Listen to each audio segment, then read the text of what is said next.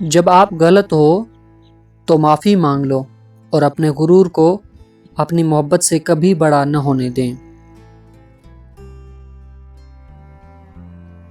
حالات اور وقت کے ساتھ تبدیل ہونے والے تعلقات سے بہتر ہے کہ انسان تنہا رہے۔ دولت دنیا کی ہو یا ایمان کی، جتنی بڑھتی جائے گی اتنی ہی نیند کم پڑتی جائے گی۔ میں ایسے معاشرے میں رہتا ہوں جہاں بڑے گھروں میں چھوٹے لوگ اور چھوٹے گھروں میں بڑے لوگ رہتے ہیں۔ سورج اور والد کی گرمی برداشت کرنا سیکھو، جب یہ ڈوب جاتے ہیں تو ہر طرف اندھیرا چھا جاتا ہے۔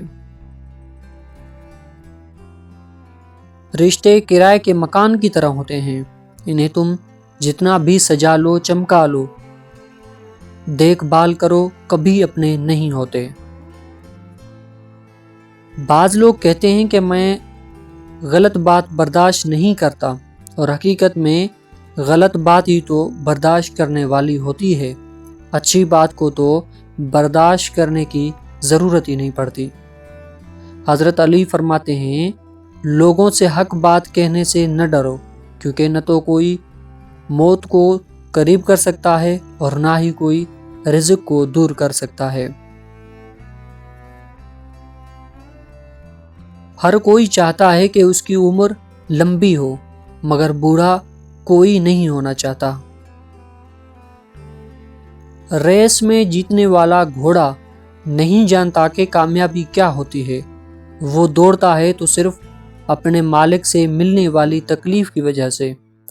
تو کبھی تم بھی خود کو تکلیف میں پاؤ تو صبر کرو، تمہارا مالک بھی چاہتا ہے کہ جیت تمہاری ہو۔ ارسطو سے کسی نے پوچھا کہ میں نے تمہارے بارے میں کسی معتبر سے غلط بات سنی ہے۔ ارسطو نے جواب دیا، غیبت کرنے والا معتبر کیسے ہوا؟ مشکلات میں گھبرانا نہیں چاہیے، ستارے ہمیشہ اندھیری میں ہی چمکتے ہیں۔ لقمان حکیم سے کسی نے پوچھا، کیا کوئی چیز لمحہ موت سے بھی زیادہ تکلیف دہ ہوتی ہے؟ لقمان حکیم نے جواب دیا، جب کوئی شریف انسان کسی مجبوری میں کم ظرف انسان کے آگے دست سوال دراز کرے۔